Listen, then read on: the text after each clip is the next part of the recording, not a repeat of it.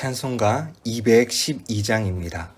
너 성결케 위해 늘 기도하며 너 주 안에 있어 늘 성경 보고 온 형제들 함께 늘 사귀면서 일하기 전마다 너 기도하라. 너 성결케 위해 내 머리 숙여 저 은밀히 계신 내 주께 빌라. 주 사귀어 살면 주 닮으리니 널 보는 이마다 주 생각하리.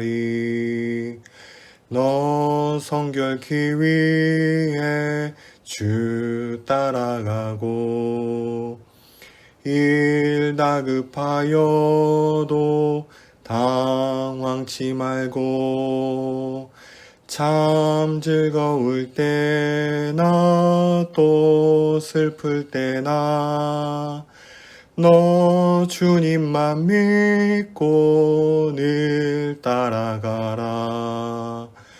너 성결케 위해 늘 안심하며 내 소원을 주께 다 맡기어라.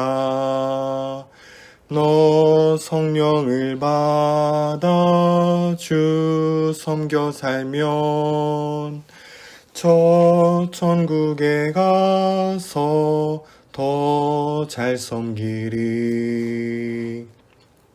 오늘 주신 하나님의 말씀은 골로새서 3장 13절입니다. 누가 누구에게 불만이 있거든 서로 용납하여 피차 용서하되 주께서 너희를 용서하신 것 같이 너희도 그리하고. 어제 바울은 하나님의 택하심을 받은 거룩하고 사랑받은 성도가 지녀야 할 5가지 성품을 소개했습니다. 첫째, 성도는 긍휼이 있어야 합니다. 긍휼이란 어려운 형편에 있는 사람을 보면 마음 아프게 생각하고 불쌍히 여기는 마음입니다. 그러나 감정에만 머물러 있지 않고 실천에까지 나아가는 것, 바로 이것이 성경이 말하는 긍휼입니다. 성도가 가져야 할 2번째 성품은 자비입니다. 자비란 크고 넓은 마음으로 친절이라는 단어가 가장 적합합니다. 셋째, 겸손입니다. 하나님 앞에서 자신을 낮추는 것이지요.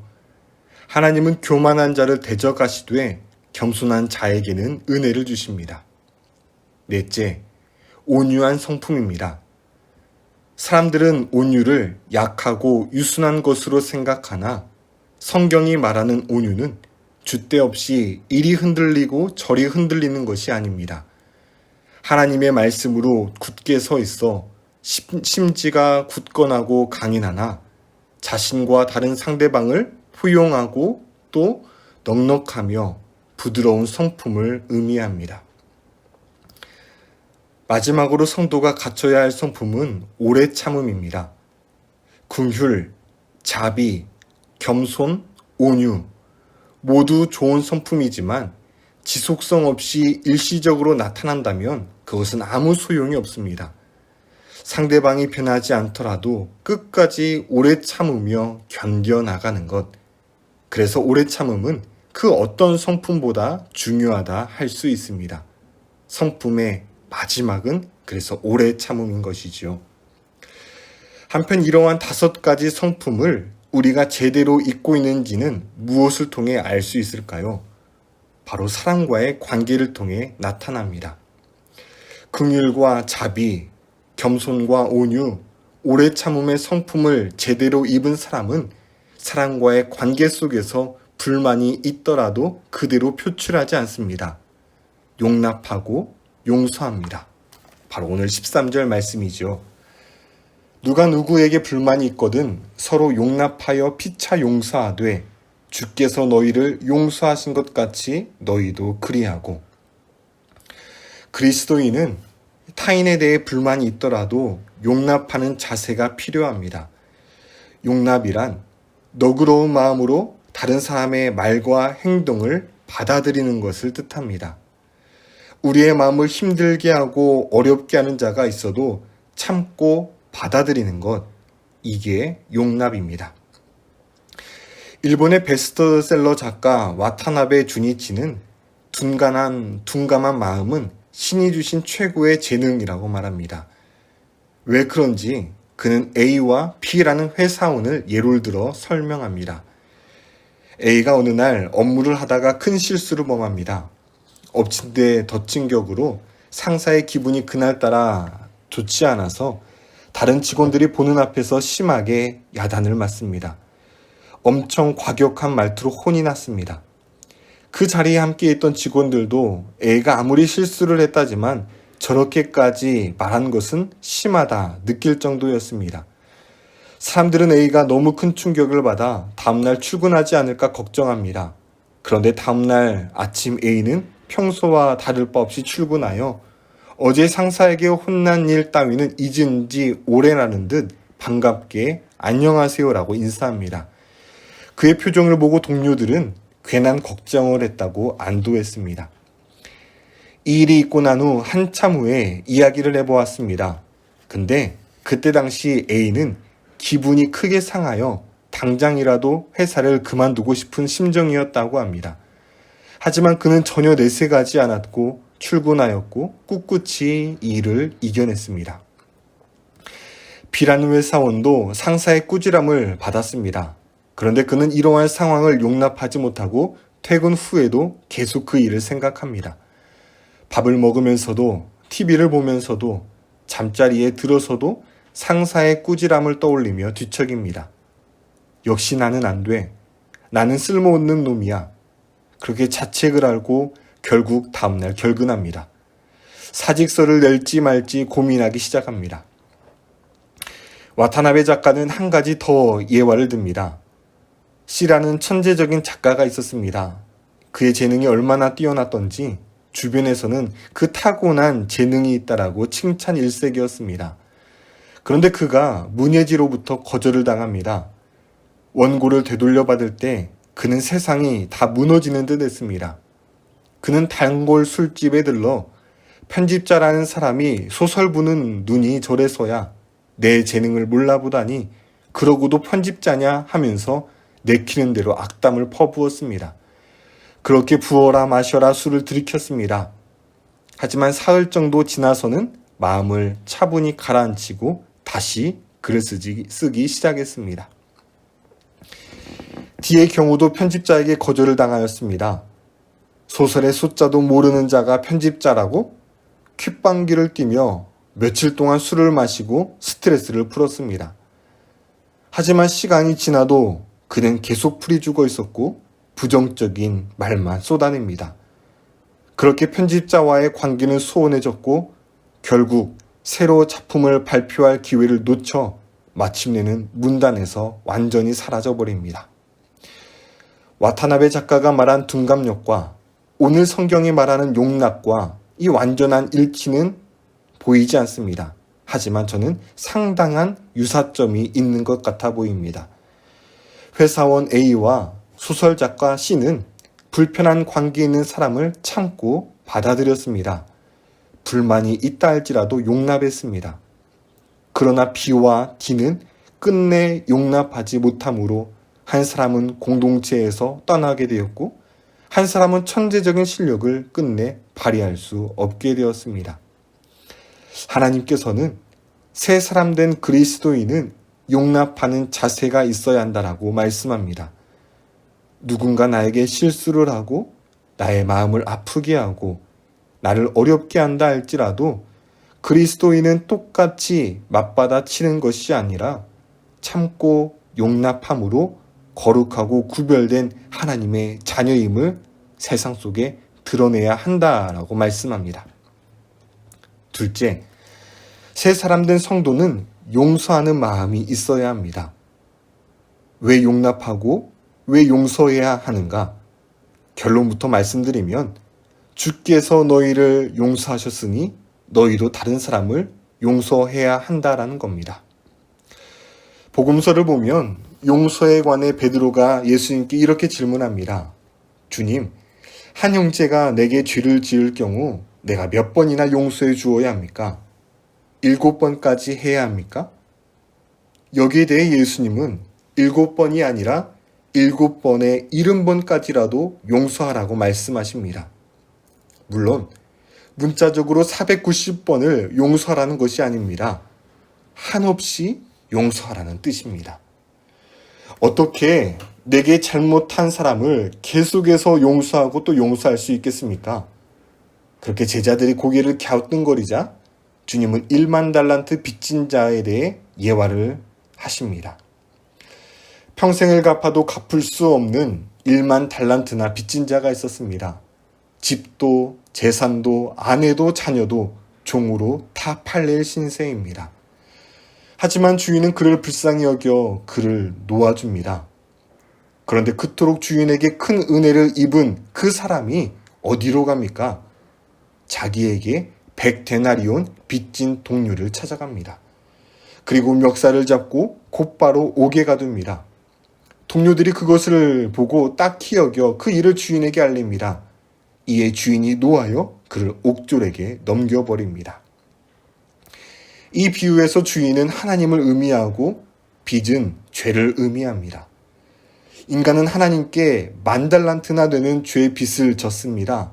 상상할 수 없는 큰 빚을 지고 있었던 우리, 그런데 하나님께서는 그 많은 빚을 무상으로 탕감해 주셨습니다.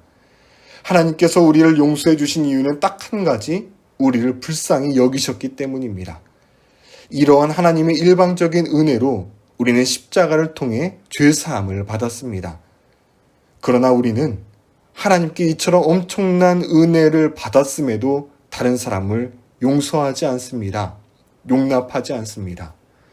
다시 말해 1만 달란트 빚진 자의 악행은 다른 누군가의 모습이 아니라 바로 나의 모습인 겁니다.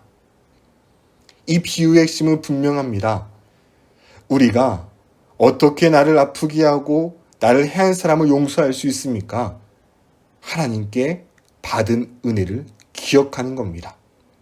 내가 1만 달란트 빚진 자였음을, 그 많은 빚을 주님의 전적인 은혜로 탕감받았음을 기억하는 겁니다. 그렇게 하나님으로부터 형언할 수 없는 그 은혜를 생각하여 너희도 이웃을 향해 용서를 베풀라. 이것이 바로 주께서 주신 우리에게 말씀입니다. 용서는 기독교의 미덕입니다. 그러나 잘못된 용서도 있습니다. 교회가 피해자의 입장을 고려하지 않고 용서만 강조하는 경우가 여기에 해당됩니다. 이럴 경우 피해 입은 사람은 자신의 아픔과 억울함을 돌볼 겨를도 없이 용서하라는 그 요구에 시달리게 됩니다. 피해자는 아직 용서하고 싶지 않고 또 용서할 힘도 없는데 용서까지 강요받게 되면 혼돈에 빠집니다. 가해자에 대한 증오심은 여전히 남아있는데 용서해야 한다라고 하니 일단 용서하려고 노력을 합니다. 그런데 용서하고 싶어도 용서가 되지 않아 자신의 믿음 없음을 한탄하며 더욱더 고통에 휩싸입니다. 용서 정말 중요합니다. 그러나 교회는 용서에 대해 말하기 전에 먼저 피해자를 돌보고 피해자의 상처가 치료되도록 도와주는 것이 우선입니다. 피해자에게 용서할 마음과 능력이 생길 때까지 교회는 기다려줘야 합니다. 피해자가 먼저 해야 할 일은 용서가 아니라 자신의 상처부터 치료받는 것입니다. 그래서 주변의 성도들은 우선 피해자가 회복될 수 있도록 도와주어야 합니다. 상처 입은 현대인을 위한 돌봄 목회라는 책에 따르면 용서에 이르는 길은 참으로 멀고도 험합니다. 어떤 사람에게 용서란 평생에 걸쳐 풀어야 하는 숙제일 수도 있습니다. 요셉은 누구보다도 가족에게 억울한 일을 당한 사람입니다. 요셉을 꿈의 사람으로만 묘사하는 것은 그가 당했던 고난과 그의 가슴에 묻힌 원한을 간과하는 것입니다. 요셉은 어린 나이에 영분도 모르고 형들의 미움을 사서 웅덩이에 빠진 채 죽을 뻔하였습니다. 남의 나라의 종으로 끌려갑니다. 강제로 부모와 고향을 떠나 이집트에서 수많은 역경과 고난을 겪습니다. 하나님의 사람 요셉이라고 형들에 대한 원한과 증오가 없었을까요? 뼈에 사무치게 복수하고 싶은 마음이 있었을 겁니다. 요셉에게도 형들에 대한 용서는 평생에 걸쳐 풀어야 하는 숙제였습니다. 그러니 오늘 말씀을 듣고 용서해야 하는 줄 알면서 용서하지 못하는 자신을 자책하지 마셨으면 좋겠습니다. 한 번의 결심이나 행동으로 평생 미워하고 증오하는 사람을 용서할 수 있으면 얼마나 좋겠습니까? 그러나 용서는 그렇게 쉽게 되는 것이 아닙니다. 용서는 긴 여정, 험난한 여정과도 같습니다. 그러니 자신에 대해서도 타인에 대해서도 너무 용서를 강요하지 말았으면 좋겠습니다. 하지만 그럼에도 불구하고 내가 1만 달란트 빚진 자라는 것을 기억하여 용서하기로 작정하고 하나님의 도움을 구하면 하나님은 그 우리의 용서의 여정 가운데 함께하여 주실 것입니다. 그래서 우리의 원한이 줄어들게 하고 미움은 잦아들게 하고 받았던 상처는 차츰차츰 치유해 주실 것입니다. 그리하여 끝내는 원수된 자와 담을 허물어 주시고 하나 되는 역사를 경험케 해 주실 것입니다. 십자가의 복음에는 이런 능력이 있기 때문입니다. 에베소서 2장 14절에서 16절입니다. 그는 우리의 화평이신지라 둘로 하나를 만드사 원수된 것 곧 중간에 막힌 담을 자기 육체로 하시고 법조문으로 된 계명의 율법을 폐하셨으니 이는 이 둘로 자기 안에서 한 새 사람을 지어 화평하게 하시고 또 십자가로 이 둘을 한 몸으로 하나님과 화목하게 하려 하심이라. 아멘. 기도하시겠습니다. 하나님, 용납할 수 있는 마음, 용서할 수 있는 마음을 저희 가운데 허락하여 주시옵소서. 그러나 하나님, 우리가 잘못된 용서, 강요된 용서가 아니라 먼저 우리 주변에 있는 사람을 용서라고 다그치는 것이 아니라 그 피해자의 아픔을 함께 공감하며 함께 먼저 치유해 줄 수 있는 그런 사람이 먼저 되게 하여 주시옵시고 그 다음 하나님 앞에 도움을 구하며 우리의 마음 가운데 미움과 원한은 사라지고 끝내는 주의 말씀대로 용서를 베풀 수 있는 그러한 주님의 순종하는 제자 되게 하여 주시옵소서. 예수 그리스도의 이름으로 기도드립니다. 아멘.